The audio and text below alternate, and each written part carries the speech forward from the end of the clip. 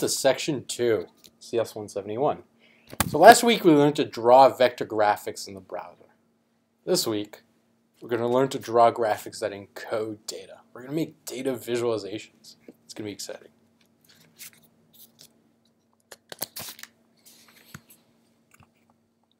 So let's start. If you have the homework repository, if you git pull homework master, you're going to get some new material, including this one file we're going to start with, bare.html. This right here is bare.html. Let's look at the code behind that. It's pretty bare.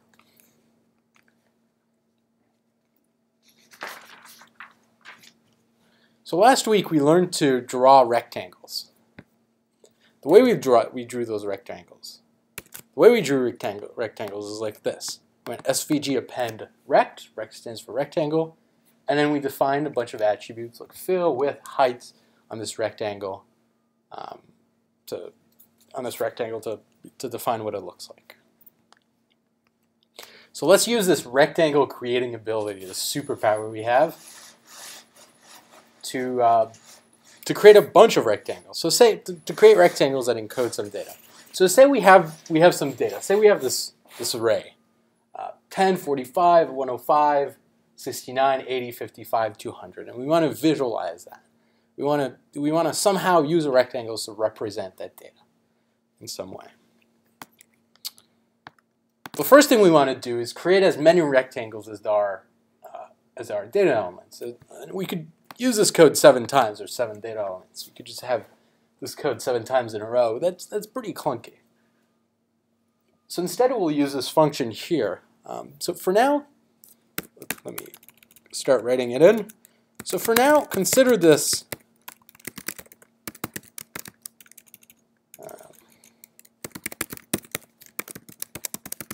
just a standalone piece of magic. You don't really have to understand it. I will get to it at some point. We'll get to it at some point. But what this chunk of code does, it does 2 important things. Let's start with the first one. This is going to create as many rectangles as there are data elements in these 3 dots here. As many data elements that are passed on to the function data. So let's copy our data. Put this in. This little chunk does something else that's really important. We're going to get to that point first, but let's first look at the important thing it does in creating as many rectangles as there are data elements. In this case, 7 rectangles. So I save this. Let's look at it in a browser. Let's reload our bare.html. And we have nothing. But if we look closely, we'll notice that we have our 7 expected rectangles that have shown up. We had this problem last week. We need to make sure to, D3 doesn't know where to put these rectangles. D3 is expecting from us widths, height, x positions, y's. I can't just draw rectangles if we don't give it that information.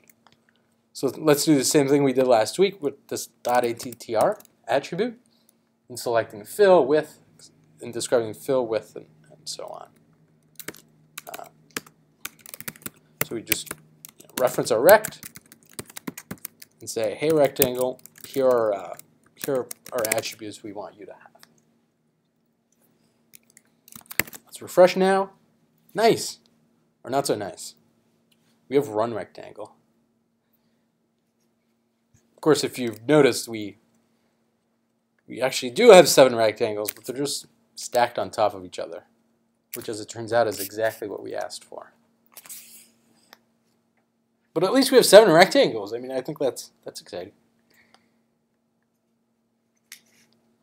Now, there's something really important, and this is the second part of that little code snippet. There's this other part that code snippet I mentioned does. And this is a really key part. This is a really fundamental facility that D3 provides. That code snippet binds data to the elements. It ties every data element, a 1045, to a particular rectangle. A rectangle is tied to 10. A rectangle is tied to 45. If we look at that, we can actually find what data is tied to every rectangle in the developer tools. If we look at the first rectangle, I just selected it here. Look at properties. And here's our 10. This rectangle is tied to 10. If we look at the other one, it's tied to 45, the other one's tied to 105, and so on. Those things are bound.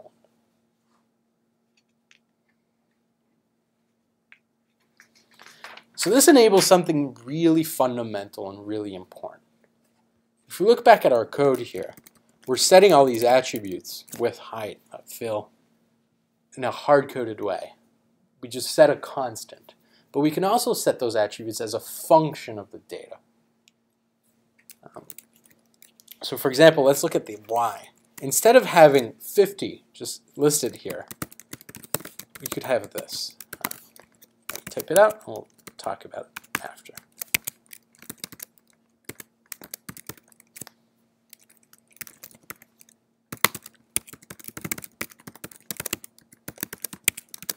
So what this is doing is inside of here, this is a function. We can do any sort of computation. D represents the data, and we'll look at this in a little minute. Ignore this console.log for now. D represents the data. Every time this is going to be called a 10, 45, 105, and we have the opportunity to do some computation, to do something based on that number and set that as y. So if we just look at it right now, I'm just returning D. Let's just look at it here. As we're refreshing here, you'll notice that the y attribute is now set to the data. So y is now set to 10. The y here is set to 45. And if we look at our at the console, I have this command here, console.log. It's a very useful one if you're not familiar.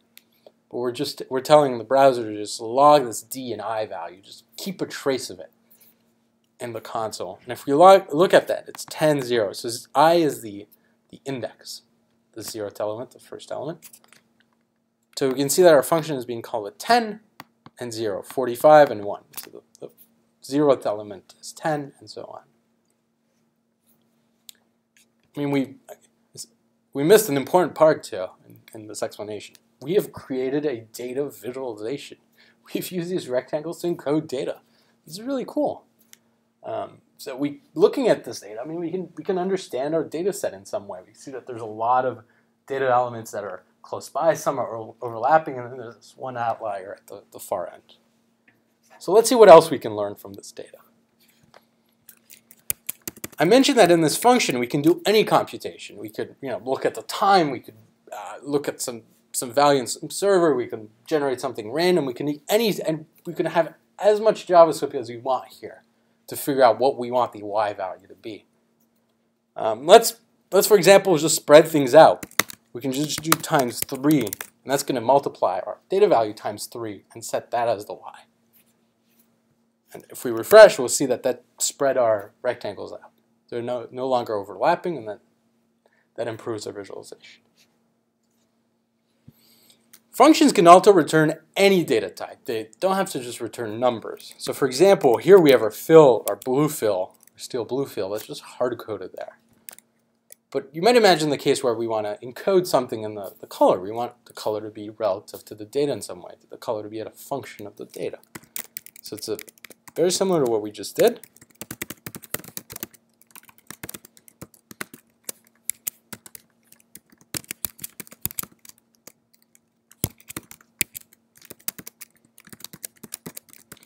And then we could do as much computation as we want, and at the end we want to return a color.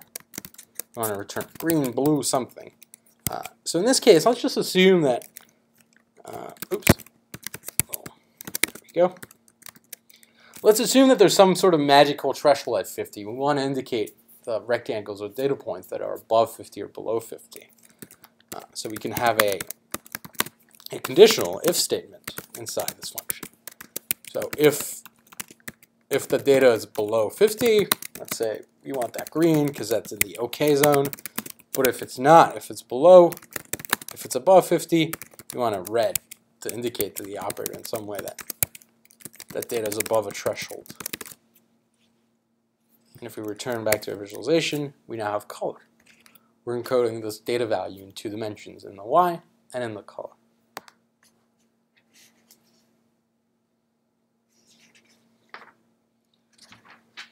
So now there's a little problem though. There always is a problem, right? Our d times 3 is pretty clunky. This 3 is just hard-coded there, and it's pretty ugly. It's very dependent on the data. If the spread of the data is bigger, then it won't fit anymore, and this is ugly. We can do better than that. So what we really want is we want some sort of function that converts from the range of our data from 0 to 200 or 0 to 180, whatever it is, and expands it out to the range of 0 to whatever the height of our visualization is. We want something that just expands that out, expands that range out. And if you've listened to these sections enough, you know that there's something that does exactly that. You know where this is leading? There's something called a scale, and a scale does exactly that. There's a helpful graph that in the section notes. If oh, interesting. These are the wrong section notes. This is what a scale does. It takes the input domain that has a certain range and then expands that out or contracts it or does the modification that's required to put it to some output range. So this is how we define a scale in D3.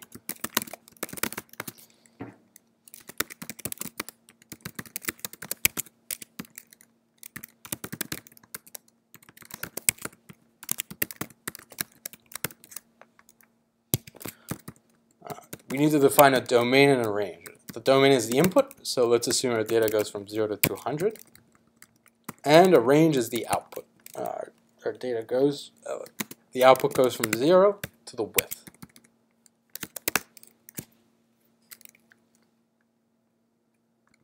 Zero to the height, I'm sorry. And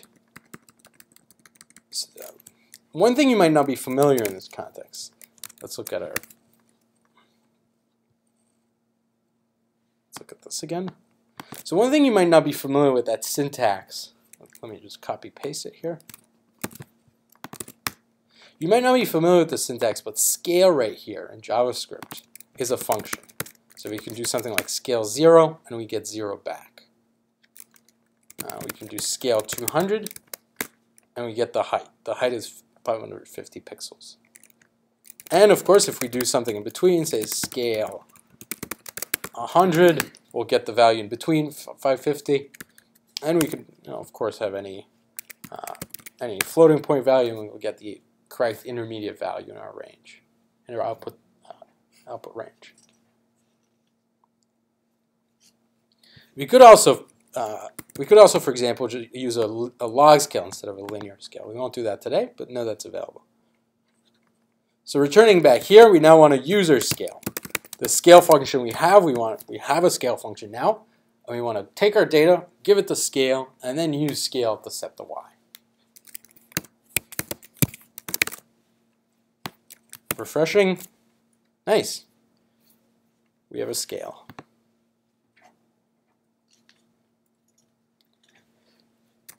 What's interesting as well is scales can map to non-numeric ranges. So we can have a color scale. So similar concept. You might imagine the case where now instead we don't want this. We're not trying to visualize this threshold at 50, but we're trying to have a gradient. We're trying to encode this continuous variable in the color. So we could use a similar scale. So starting from 0 to 200, the input domain is from 0 to 200, and the output could be the color from say green to red. It's called the scale color. And now if we call color with 0, we're going to get green back. Color with 200, we'll get red back. And color with something in between, we'll get something in between back.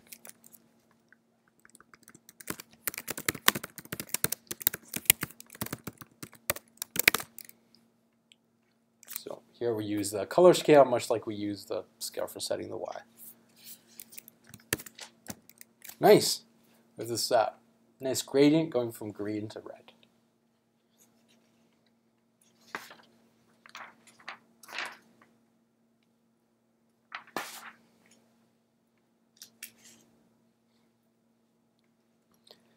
Great. So at this point in the section, if you do the section physically with us, there'll be an exercise, and you'll notice there's an exercise in the section notes. I'll do the exercise interactively with you. At this point, we'll open Not So Bare. We were working on bare, and now we'll open Not So Bare. And Not So Bare.html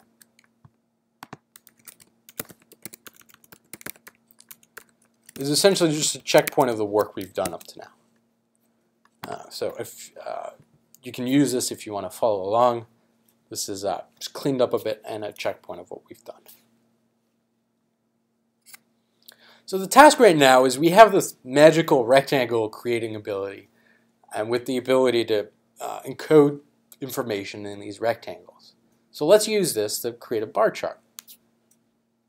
So how would we use these rectangles in a way that creates a bar chart? The first thing we want to do is we want to encode the data value not in the y position but in the width. This is a horizontal bar chart. Let me just make sure we're clear on that. So we want our bars, we want the width of our bars to be proportional to the data they're encoding, not their y position. So let's start with that.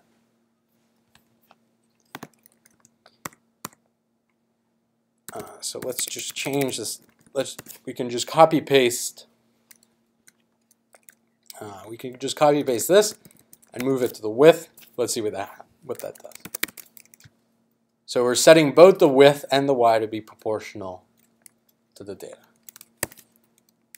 Nice. We have some sort of interesting thing.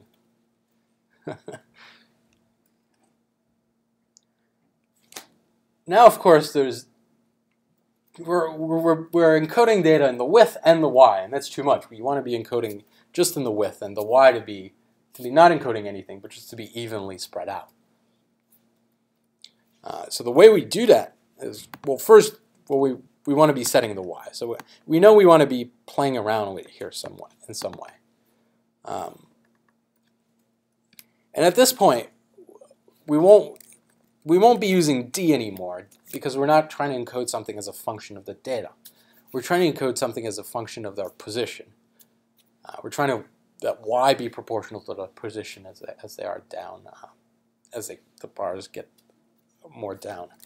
So that's I. I mentioned I before, but I is just a sequential number going from 0 to how many bars there are. So we want to do something that's proportional to I. In this case, we have the bar height here that encodes how big those bars are.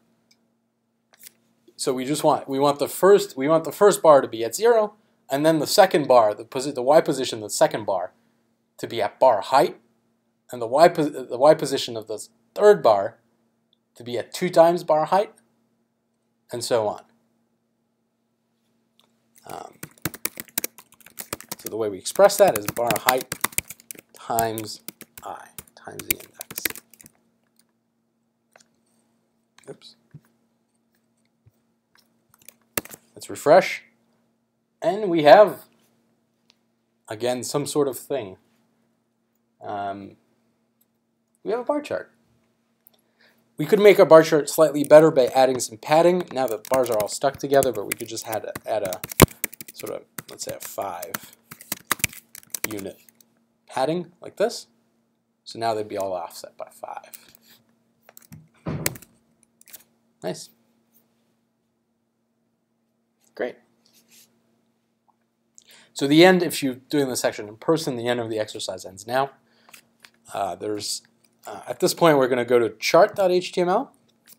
Chart.html is a checkpoint with this working. I removed the color on that checkpoint.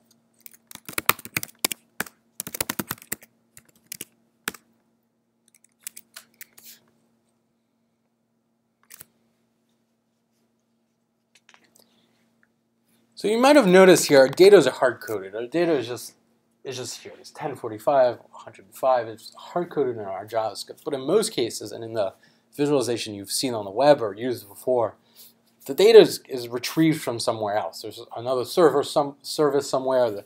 Maybe the visualization is getting weather data, or is getting U.S. Geological Survey data, or getting any sort of air traffic delay data. It's getting this data from some external service that's somewhere else. It's not just the static data hard-coded in the JavaScript. So it turns out that we have a file called data.json that's included that has our data. We want to retrieve that data in some programmatic way, as we would an external service. We want to retrieve this file. But we have this concern, this problem. In many cases,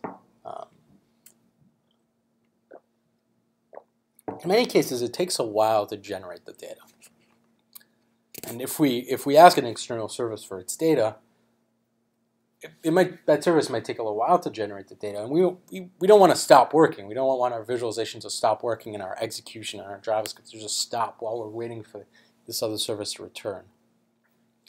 We want to be able to continue working on our stuff asynchronously. We want to fetch the data asynchronously.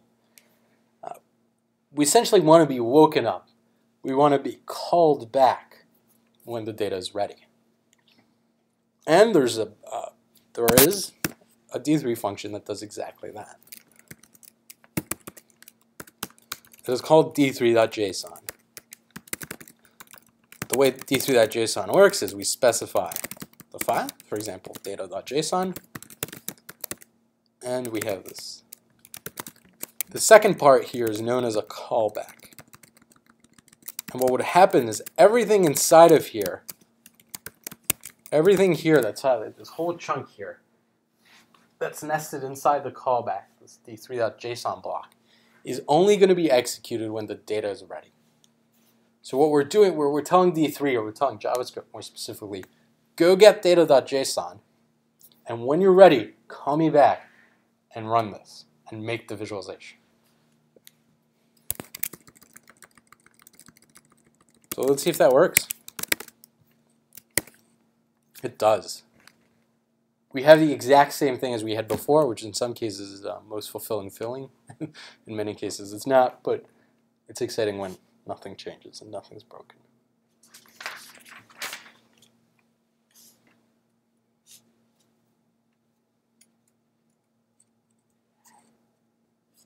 Let's talk about data.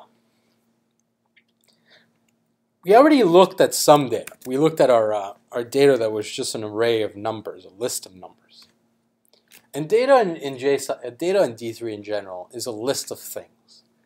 D3 expecting you to provide it a list of things, a list of anything really, a list of numbers, of floating point numbers, a list of strings. You know, this is perfectly valid data. This is a list of headlines, of recent crimson headlines. And these lists are called this technical thing. They're called arrays. We know that they're arrays because they have these square brackets that indicate that everything is, and the commas here that indicate this is an array of many elements.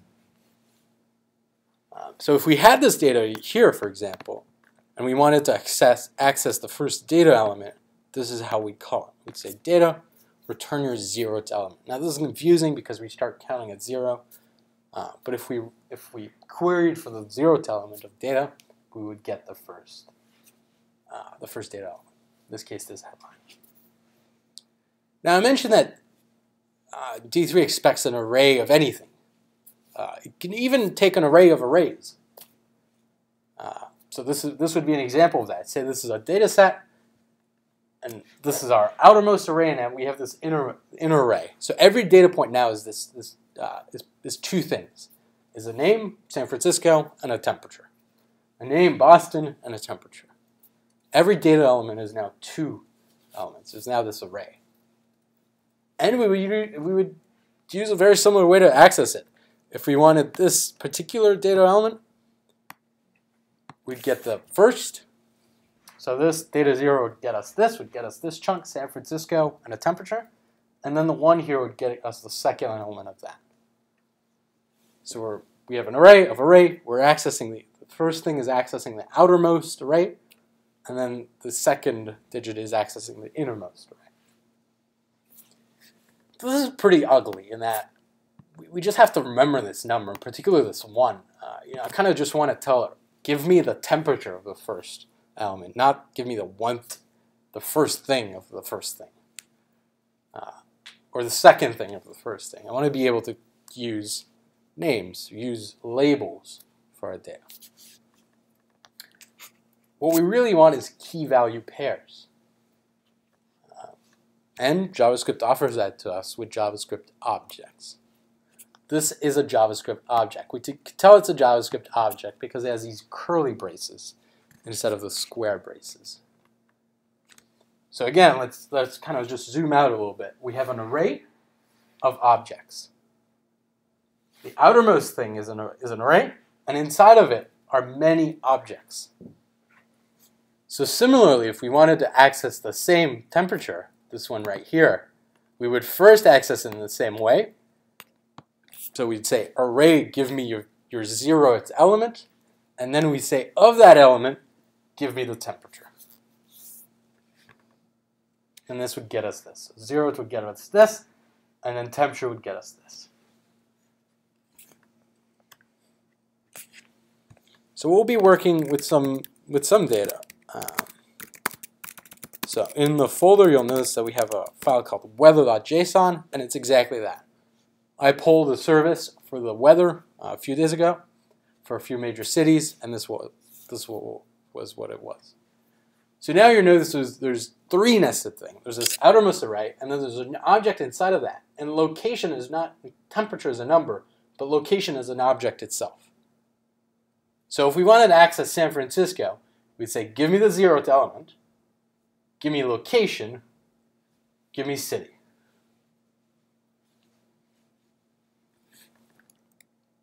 So let's try to visualize this data. Let's try to understand it. Let's close it up on the side, but still keep it as a reference.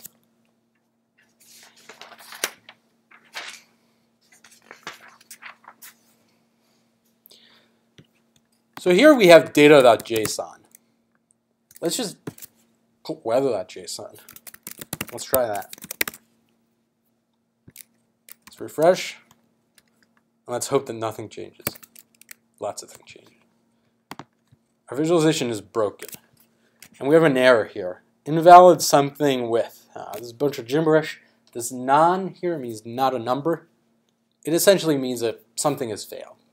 The result of some computation has failed. But the keyword is width. We know something is wrong. Invalid value, rectangle width. The width is not being properly set. So let's use that clue to look at our data. The part where we're setting width is here, and maybe it's not clear what's wrong, and we're not sure. So the best thing to do in that case is add a console log. So we'll log D. And let's refresh, and let's look at this at the console. So we still have our errors, but interspersed with that, we have our logged element. And if you remember last time we did this console.log, we had something like 10, 45. We just had an individual data value. But in this case, every D is this more complicated thing, is this collapsible thing that's called an object that has a bunch of data elements in it. So in here, when we're saying, when we're setting width as D, we can't, D3 is asking us, what do you want the width of your object to be? And we're responding, temperature 65, location San Francisco, country USA. D3 doesn't know what to do with that.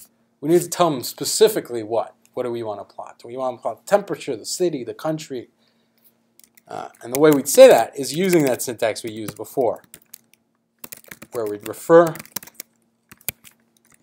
to temperature. So let's refresh. And we have a plot. This is awesome. We have a bar chart of the temperature in our data. Let's make sure that it actually is, and maybe change this to, maybe change this to something implausible like 166. And you see the first one grew. We are reading our data.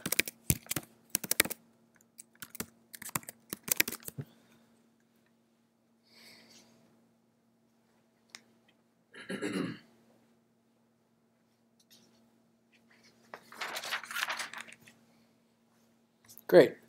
Now this isn't super useful because we can't tell which is which. We can't really know how these are comparing. So let's add tooltips. let's have some way of associating a label with each bar. The way we do that in D3, or SVG more specifically, is we want a title element inside of our rectangles. So there's going to be a rectangle, and inside of it there'll be a title element, not an attribute. If that's not clear, I'll go to the inspector to show you the end result. Oops.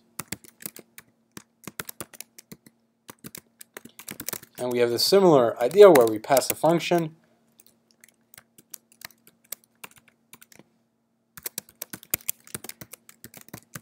And inside of here, we define what we want the tooltip to be. So it's going to be, in this case, the tooltip is, our choices are temperature, city, or country. Let's put city. If we just did return D, then we have that gibberish again. What we want to specify exactly location, and inside of location, even if we just had location, location is two things. That's not precise enough. We want to go a step deeper in that, and go city. If we refresh, we have these tooltips. San Francisco. Let's look for us. Oh, Boston. We're actually not the coldest. This was a few days ago too. It was pretty cold. Seoul? Don't go there apparently. So I mentioned the tooltips. If we look at the structure, you'll notice there's these rectangles, and inside of them there's this title element. That's what we did in D3. We added this title element inside of every rectangle.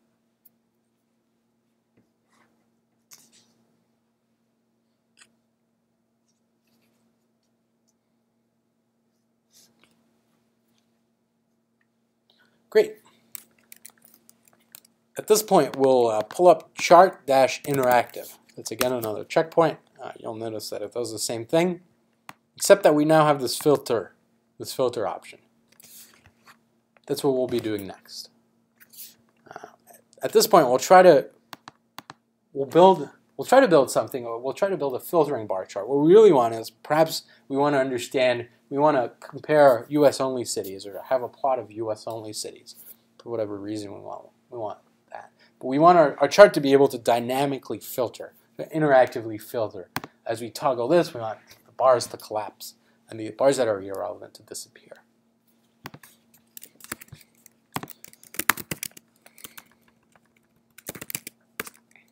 This is chart interactive. It's so it's just the code we did before, cleaned up a bit, and it has this block of code here. You're welcome. I won't go through it today. You're welcome to look at it. It's commented. The main thing you need to understand is, the only thing it does is it provides some basic plumbing where when we click this checkbox, it calls this update function with our data. And it's our job to take the new data and redraw the graph. So saying that again, there's this checkbox, there's some basic plumbing. When we click the checkbox will do the intelligent thing and filter the data. And at this point, our job is to take the data that we get an update and redraw the graph. So there's two cases. And when the user first clicks the checkbox, we'll get fewer data points. The data we'll get is less data. So we have to redraw the graph and remove some stuff. When they uncheck it, we'll get more data than what's currently in the graph. And we have to do the opposite. We have to add some bars.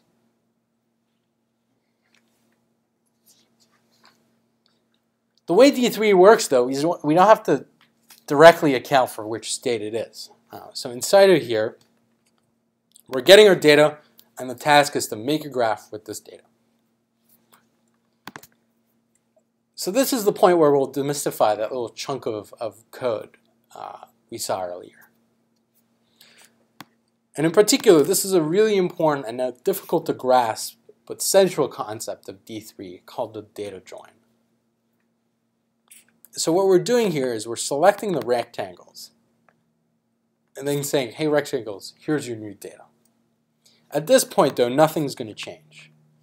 What we've done here is join the data, but we have to specify a lot of other things. We have to specify what we want to happen with the existing bars, what we want to happen for the existing rectangles, what we want to happen if we have more new data, then we have bars. How are we going to add those bars? And we have to specify the opposite scenario, where we have less data, then we have bars, and we have to specify how we're going to remove those bars to match up the data. We have to specify how the data is going to match up to the existing bars, and what happens in the cases where there's not as much new data as there are bars. So those two things, those are called the update, the enter. Let's look at the section notes. It might be useful to have it. So those are known as the enter, update, and exit states. So we have to define if there's more new data than we had previously. That's known as enter. We're entering new rectangles in the DOM and the document. Update, what we want to do with the existing bars that match up to existing data, and what we want to do in the opposite scenario, in the exit case, where we have to get rid of some bars, where some bars won't be tied to any data.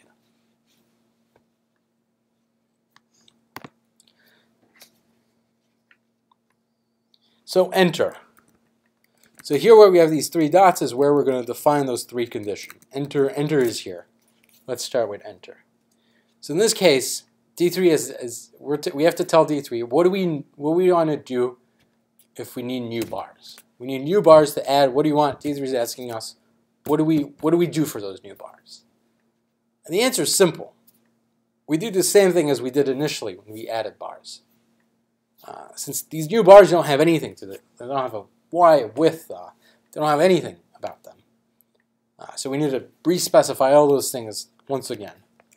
Let's move up here and copy this down here.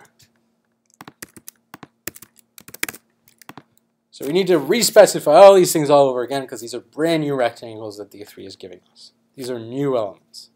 So fill, the width, the height, and so on. So in the case of update, we already have rectangles that have a fill, a width, and so on, but the data might have changed. The data that's tied to these rectangles might have changed. So we need to make sure that the width and the y matches up. Their fill is already okay because their fill never changes. The fill is always blue in our case. So let's do that. We can move this right here. Oops, I didn't mean to delete it.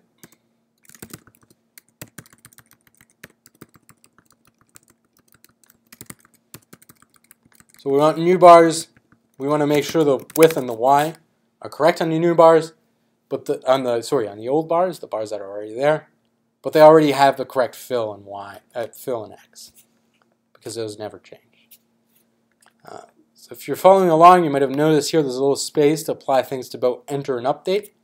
So you notice these two lines, or these two chunks, are common to both, so we can actually just move them both to here.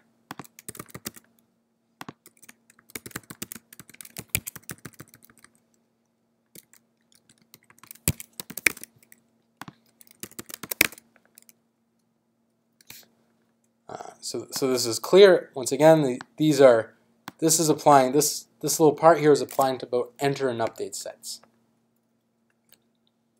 So we have to specify the width and the y of both the enter and update, but these things that are just static only need to specify the new bars, because the bars that are already there already have a fill, and so on.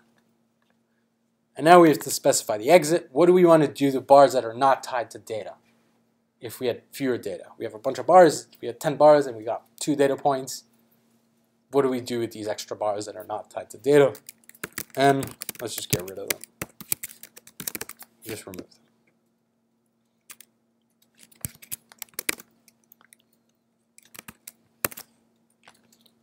You ready to try it? This is the moment. Nice. We have dynamically updating data. This is very cool. So in response to dynamic interactions with a user, the plot and the data graphics is updating on the fly. This is very simple here, but this is a really powerful concept. You might imagine the case where there's lots of toggles on the side and in the center, and there's many plots. The plots are interacting with each other in some complicated way, and you have all these toggles, and everything is, maybe the plot is live refreshing as well as new data is coming in, and all these things are seamlessly interacting, and the user's ability to directly manipulate the data in some profound way and understand the interaction between several slices and different looks at the data. This is a really powerful concept. We're not quite there yet. If we look at our fourth data element, let's just look at that one a bit carefully.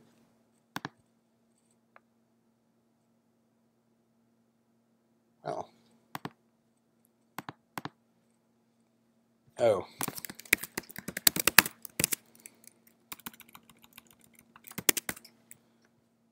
Our original tooltip is not here. Let me add it. So this checkpoint is incomplete. We're back to where we were.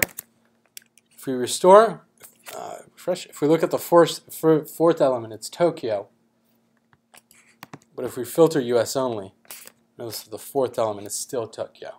The bar has updated, and the attributes of the bar, the Y and the width is updated, but the element inside the bar has not updated.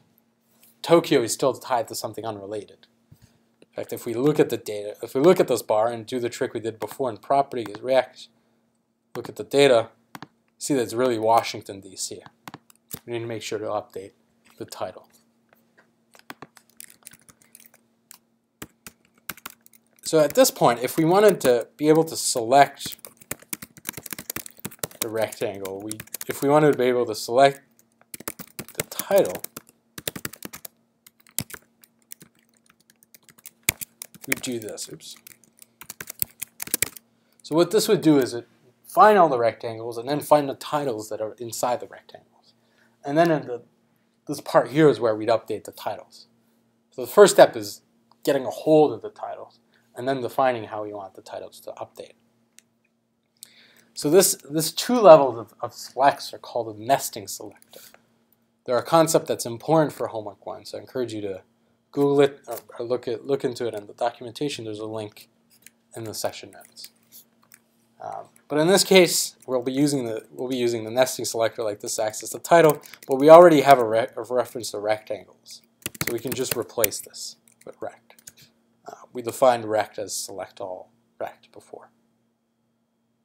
Either way would be fine. It's just we already have a variable that stands in place for this little chunk. And here we'll make sure that the text is what we want it to be. We want the text, the title of every rectangle, to be the location city. So we select a rectangle and then reset its text to be the thing we want it to be.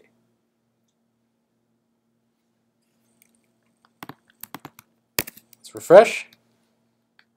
Filter. Washington, D.C. Nice. We have built a dynamic data visualization that interacts with user input. This is really cool. This is non-trivial, and there's some really powerful concepts in here. You'll notice that, as a quick tip, you'll notice that what we just did right here is very similar to problem 2 in the homework. So I encourage you to look through that. Feel free to email me if you have questions about this. All this is available in the homework repository. And I hope you'll use your new superpowers for something good. See you next week.